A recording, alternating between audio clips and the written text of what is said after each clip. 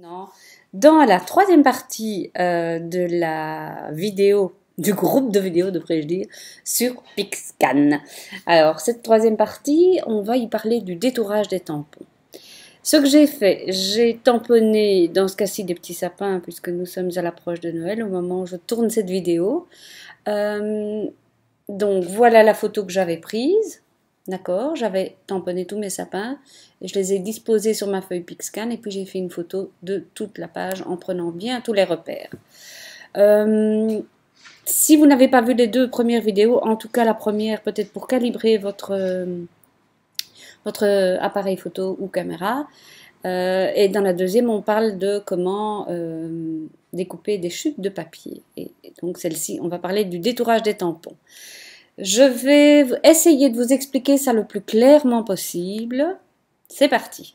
Donc pour que la silhouette sache où elle doit découper, il faut lui donner, il faut tracer le dessin puisque elle ne va pas automatiquement tracer autour des sapins. Je vais aller sur la loupe, donc soit je vais ici, voilà. Attendez parce que voilà, et une loupe apparaît. Soit je vais sur la touche Z de mon clavier et la loupe apparaît. Ok ? On va commencer par une petite zone. Je ne vais pas les faire tous. Voilà. J'agrandis. Pourquoi ? Pour avoir plus de facilité à voir ce que je fais. Je prends mon outil ici, l'outil pour vectoriser, je clique ici et je sélectionne, on va dire, les 6 premiers sapins. Ok. Si je fais vectoriser contour extérieur, voilà ce qui se passe.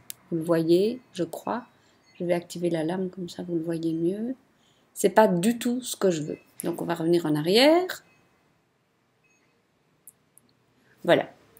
À ce stade-ci, vous allez... on va retourner sur cette fenêtre, celle-ci, pardon. Décocher le filtre supérieur. Voilà. Et vous faites vectoriser contour extérieur. Bien, mais qu'est-ce qui se passe? Encore une fois, regardez ce qui se passe. Ma lame va couper là où c'est rouge. Et je ne veux pas de ça. Donc ce que je vais faire, c'est que, je reviens à mon image ici, je vais donner un contour à mon image. Voilà. Et ce contour va permettre deux choses. D'abord, regardez, je fais un peu moins de 2 mm, 1,6, quelque chose comme ça. Voilà, 1,5. 5, j'ai dit. Voilà. Non seulement, je vais pouvoir ôter ceci, voyez, toutes les découpes qui sont inutiles, delete, voilà. Mais en plus de ça, et donc j'aurai un petit contour blanc autour de mon sapin, mais en plus de ça, si jamais il y a un décalage, parce qu'il va y avoir un décalage, je vous le montrerai à la photo, à la découpe, après la découpe. L'explication que j'ai trouvée, donc j'ai essayé plusieurs fois, l'explication que j'ai trouvée, c'est qu'à mon avis, je ne suis pas photographe, je n'y connais rien en photo, traitement d'image, etc. Ce qui m'est venu à l'idée comme ça en premier, et si vous avez plus d'infos, n'hésitez pas à les mettre dans la barre d'infos ici en dessous. Je me demande si ce n'est pas une question... Oh, pardon. Je disais, je me demande si ce n'est pas une question de distorsion de l'image. Parce qu'il faut bien se dire que quand on voit l'image de départ que le programme Silhouette reçoit, il l'interprète, il la découpe, c'est pour ça que ça prend si longtemps, et pour peu qu'elle soit un petit peu inclinée, il doit corriger l'inclinaison, etc. Et je me demande si là-dedans, il n'y a pas une série de données qui se perdent et qui font en sorte que c'est pas toujours nickel.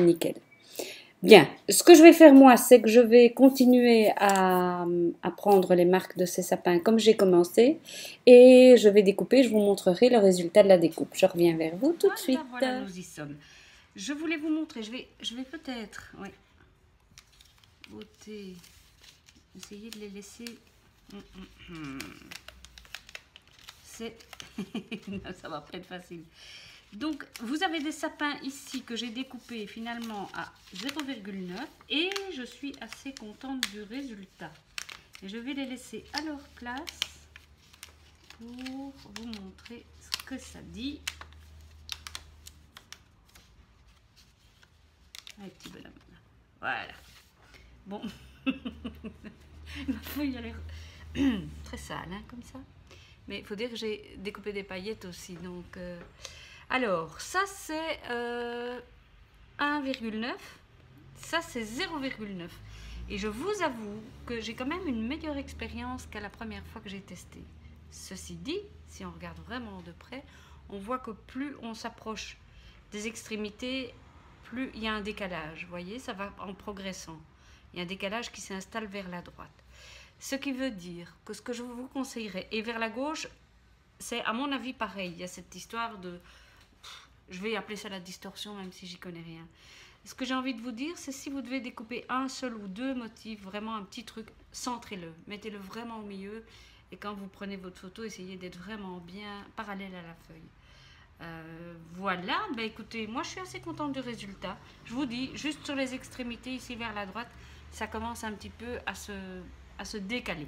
On va maintenant faire la vidéo suivante, et dans la vidéo suivante, on va découper des tampons à coloriser.